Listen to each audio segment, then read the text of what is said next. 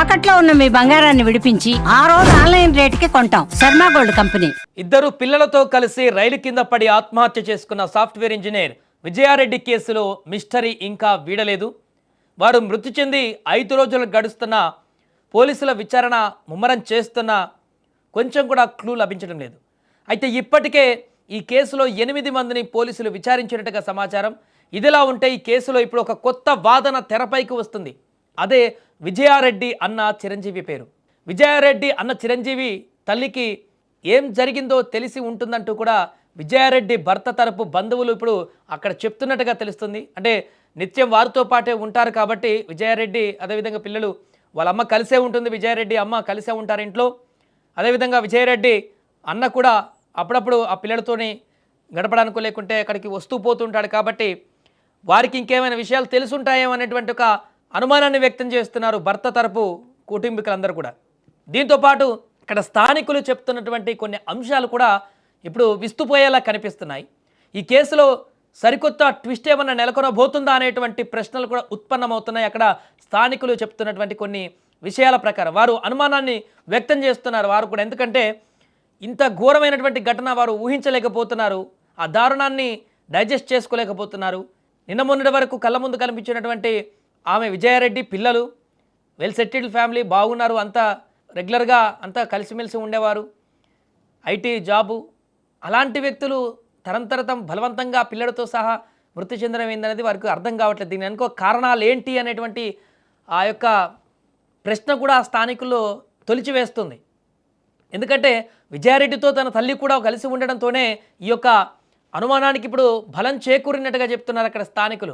దీంతో పాటుగా అక్కడ కొన్ని సంచలన విషయాలు కూడా ఇప్పుడు బయటకు వస్తున్నాయి. స్థానికులు చెప్తున్న దాని ప్రకారం ఆఫ్ ద రికార్డులో వాళ్ళు మాట్లాడుకుంటున్నారు. అక్కడ విజయారెడ్డి అన్న చిరంజీవి అంటే విజయారెడ్డితో పాటు 2 పిల్లలకు అంటే చేతన్ రెడ్డికి అదేవిధంగా విశాల్ రెడ్డికి కూడా కొంత భయం ఉండేదట చిన్నప్పటి నుంచి. మేనమామ కాబట్టి ఆ రకంగా చిన్నప్పటి నుంచి ఆ భయాన్ని ఆ పిల్లలకు ఉంచేలాగా చేశాడేమో, కానీ కొంత భయం ఉండేదంట ఆ పిల్లలకి. చేతన రెడ్డి అదేవిధంగా తన స్నేహితులతో ఇదే విషయాన్ని పదే పదే చెప్తుంటుందంటూ కూడా ఇప్పుడు కొన్ని విషయాలు బయటకు వస్తున్నాయి.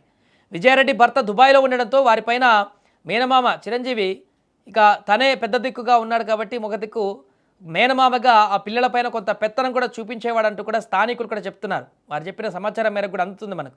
దీన్ని బట్టి చూస్తుంటే ఆ రోజు ఏం జరిగిందో చిరంజీవికి తెలిసే ఉంటుందనేటువంటి ఒక అనుమానం కలుగుతుంది. అంటే రెగ్యులర్గా ఇక్కడ టచ్లో ఉంటారు కాబట్టి కొంత ఆ కుటుంబం మీద పెద్ద దిక్కుగా ఉన్నాడు కాబట్టి పిల్లలకు మేనమామగా ఉంటూ వారిని కొంత కంట్రోల్ చేసేటువంటి విధంగా కొంత దబాయిస్తూ కొంత కోప్పడుతూ భయపెట్టేటువంటి పరిస్థితిలో ఉన్నాడు కాబట్టి తనకు కూడా ఏదో తెలిసే ఉంటుంది విజయారెడ్డి గురించి కానీ విజయారెడ్డి విషయాలు కానీ.